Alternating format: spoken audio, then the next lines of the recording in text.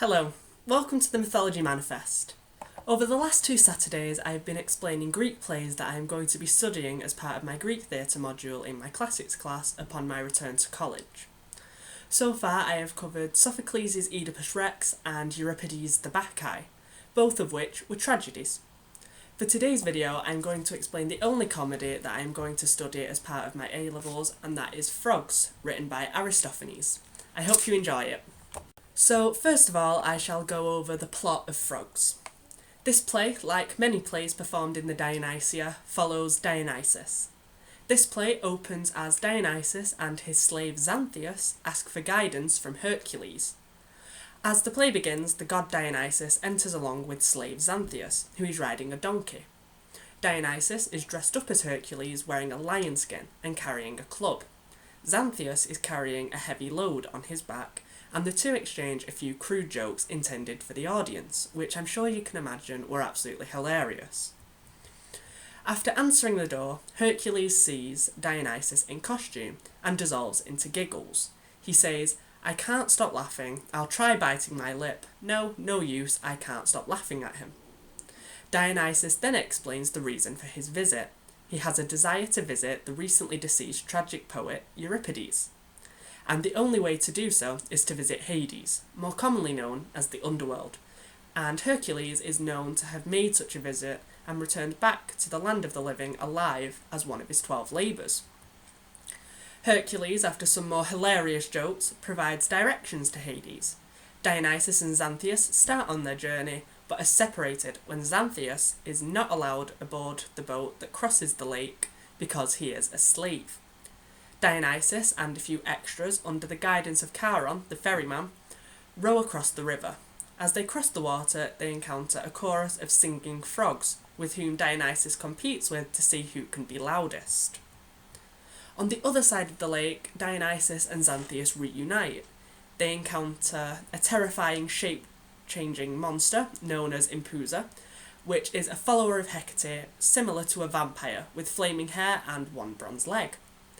Before they can continue on their journey, they are interrupted by the chorus, this time portrayed as a group of worshippers of Iacchus, the name given to the god Dionysus during the Eleusinian Mysteries, which were annual rites performed in the city of Eleusis to honour Demeter and Persephone. The chorus sing and passes on its way. Finally, Dionysus and Xanthias make their way to Pluto's house and knock on the door. I don't know why they call him Pluto when it is a Greek play and Pluto is his Roman name, but that's what it says in the play, so I'm going to have to go with it. Dionysus, still dressed in his lion skin, is mistaken for Hercules, who took the 3-headed dog Cerberus from the Underworld in his 12 labours. Aeacus, a gatekeeper in Hades, threatens Hercules for stealing the dog. To avoid a fight, cowardly Dionysus switches clothing with Xanthias, but Xanthias, as Heracles, is then asked by a beautiful servant woman to join her and her lovely comrades at a banquet. How funny is that?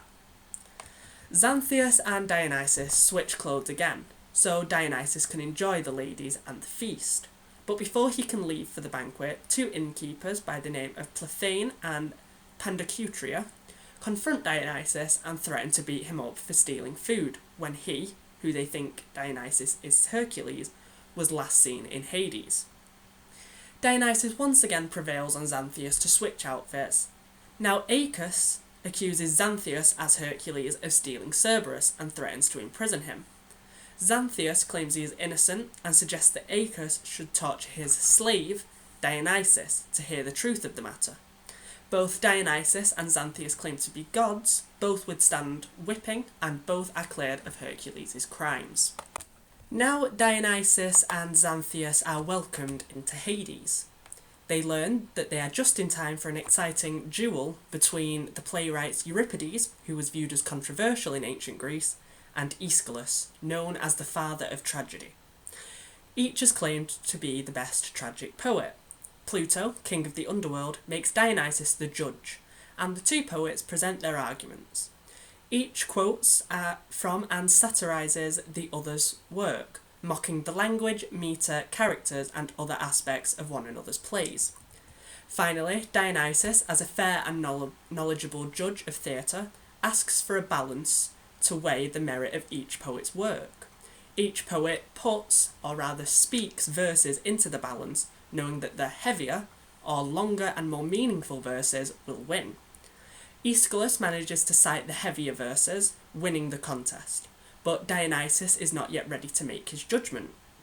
Now he asks the two poets to give advice to the people of Athens, who, at the time the play was originally performed, were still in the midst of the Peloponnesian Wars, and yet still take the time to put on the Dionysia, a theatre contest where each entry had to put on 2 tragedies and 1 comedy back to back in a celebration of theatre and Dionysus.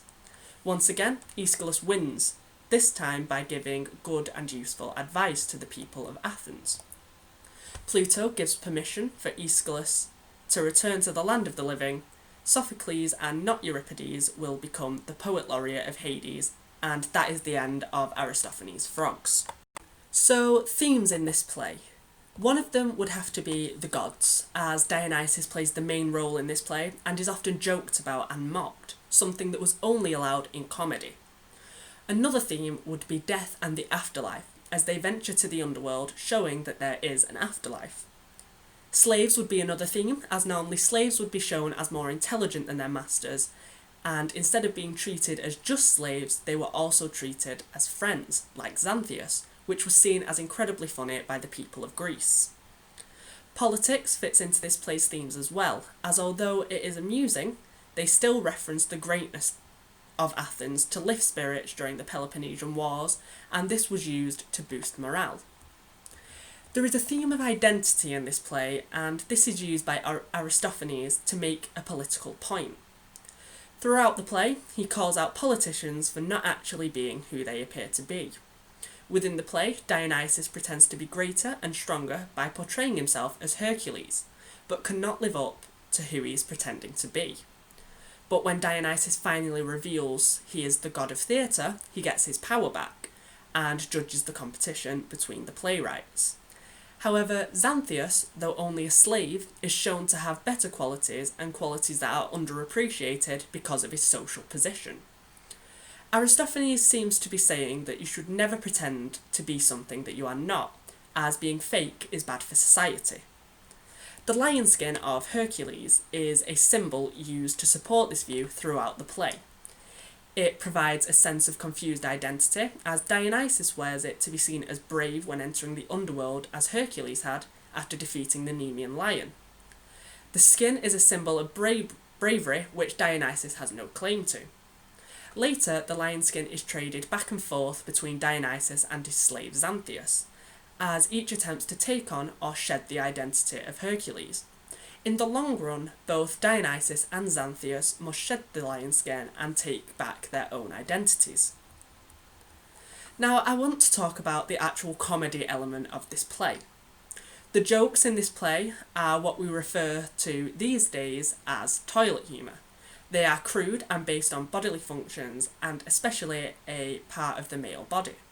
Yes, a major prop and costume feature was a phallus. This was used in most Greek comedies and would have had everyone rolling in the aisles, laughing, including politicians, priests, slaves, prisoners, and even women, which was shocking at the time. You'll notice I said at the time, and that is because that is when this would have been viewed as hilarious by everyone, whereas now anyone over around the age of 10 would probably watch this play and come out wondering what they'd just witnessed. That is just my opinion, however. Maybe others do find the idea of a massive phallus and other toilet humours absolutely hilarious. Now, does this play follow Freytag's triangle? Let's see. We have the start, when Dionysus and Xanthias meet Hercules, and then we have Odysseus and Rising in action as Hercules gives directions to them on how to get to the underworld. They arrive, they are captured and threatened, there are multiple hilarious costume changes, and they find out about the competition between Aeschylus and Euripides. Then we get our climax in Peripeteia, as Dionysus judges the debate between Euripides and Aeschylus. And then we get the denouement and falling in action, as Aeschylus wins both times. And finally, we have the end and resolution, as Dionysus brings Aeschylus back to the land of the living. So yes, frogs does follow Freytag's triangle. And that is all I really wanted to say about Aristophanes' frogs. It's going to be an interesting play to study for sure. I hope you enjoyed or found this video useful. If you did, then please like, comment or subscribe. This will be going in my revision material playlist alongside my other videos on Greek theatre, Oedipus Rex and the Bacchae, so feel free to check those out if you would like to. I also have a Twitter page linked to this channel, which there is a link to in the description below, so if you wish to, you could follow that as well. Thank you for helping me with keeping classics alive. Thanks for watching. I will see you next time on the Mythology Manifest.